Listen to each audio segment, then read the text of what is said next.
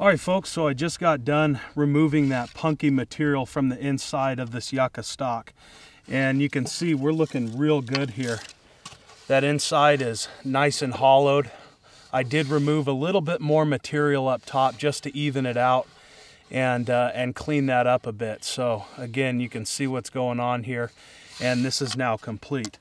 And again, the good thing about using a Yucca quiver or material such as this, whether it's Yucca or agave, either one will work, but it'll ultimately protect stone points. Because you have such a soft, punky material on the inside, it doesn't do any damage at all, opposed to some of the plastic store-bought quivers. I do not recommend them for stone points. So again, take the naturalist route. These materials are free, depending on the area you're in. And it does pay off because it adds a lot of character to the arrows you're carrying, excuse me.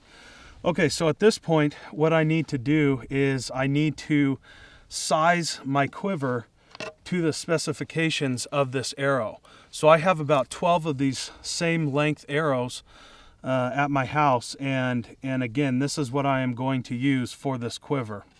So all I do is I fit the quiver or the arrow inside of the quiver, and I'm going to go ahead and trace up about 1/4 of an inch from the top of this stock and meet the arrow, and I'm just going to make a mark around it. And again, you can use a piece of charcoal, you can use a pencil. In this case, I'm just using a Sharpie marker. The Sharpie marker is of course permanent, so just keep that in mind. This is a test arrow, so I don't mind marking it up.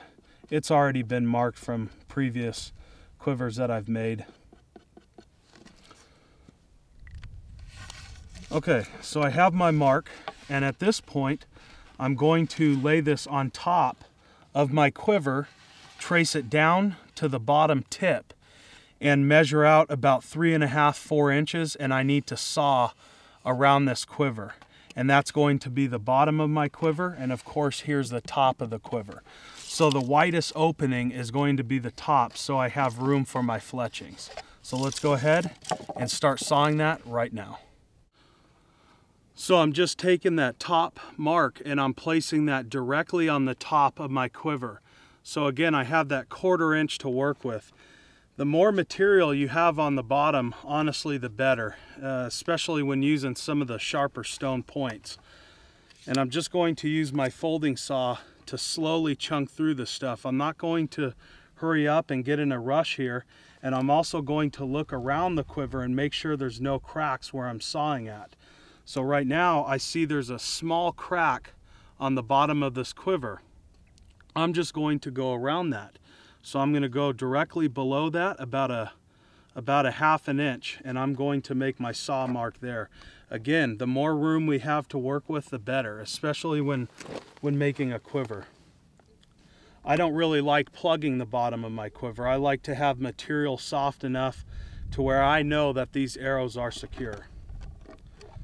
Okay, so again, we'll go below that mark, and I'm just going to slowly saw into this wood. And at this point, I'm going to lay my arrow to the side.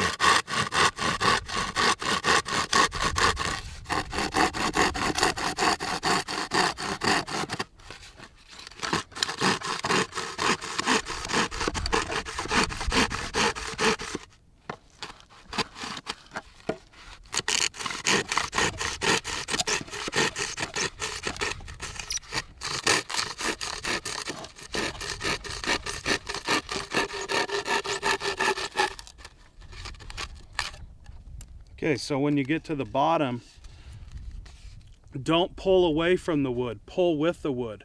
So just compress this saw mark together and just snap it off like that.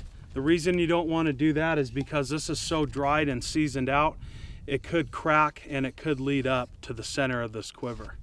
So that should be good right there. And we're looking good, okay?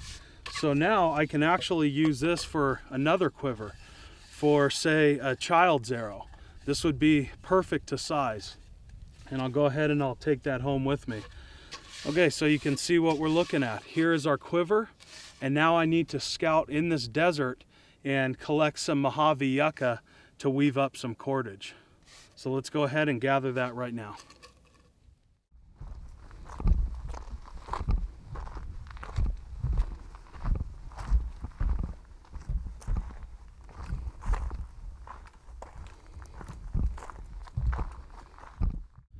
All right, folks, so here we have it. This is Mojave yucca, Yucca cedidra being the scientific name. And this is a really good and useful plant to know and understand about in the Mojave Desert.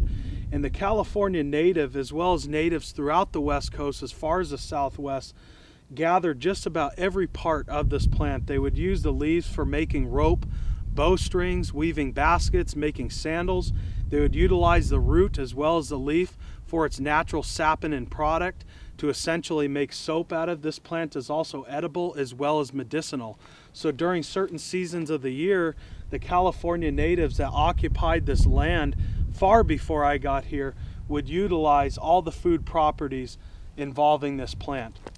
But in our case, we're going to make rope out of it. So what I've done is I scouted this area and I look for the healthiest plant. So I don't want any of these dead leaves. This will make a great tinder for fire starting, but not so much rope. I want to utilize the green leaves. So I just snip off the tip and I cut at the base. And I'm just going to use a few of these. I don't want to overdo it. I just take what I need and then I let nature heal itself and chart its natural course. So I'm just going to cut 3 of these, and this is a good looking one.